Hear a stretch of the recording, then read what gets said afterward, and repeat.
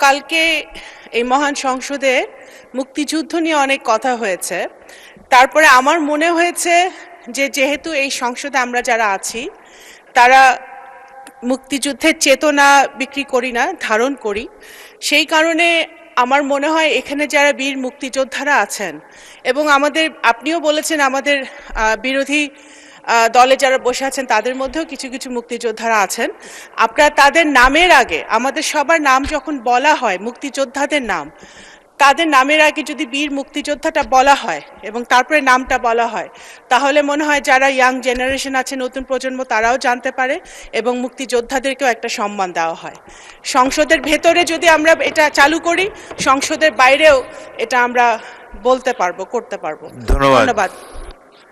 মাননীয় প্রতিমন্ত্রী ইতিমধ্যে মুক্তিযোদ্ধার সংজ্ঞায় কিছু পরিবর্তন এনেছে, যেটি এই সংসদও অনুমোদন দিয়েছে। সেটি হলো মুক্তিযোদ্ধা তিনি যিনি অস্ত্র হাতে যুদ্ধ করেছেন, বাকিরা সবাই মুক্তিযোদ্ধা সহায়ক।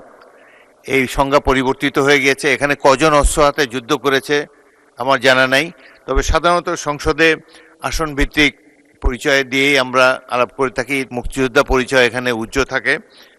তবুও যদি শিওর হই কারো সম্পর্কে যিনি অস্ত্র হাতে যুদ্ধ করেছেন, প্রকৃত মুক্তিযোদ্ধার সংজ্ঞার মধ্যে পড়েন, তাহলে সেভাবে তাকে উল্লেখ